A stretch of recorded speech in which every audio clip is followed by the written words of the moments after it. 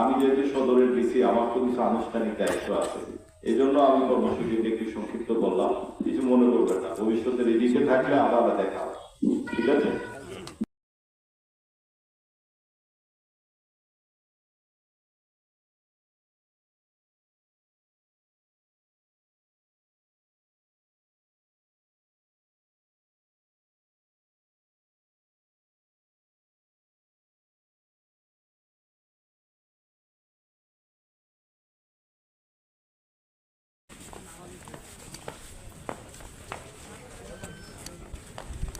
Sir আমাদের সামনে নিজস্ব তাই ঠিক আছে।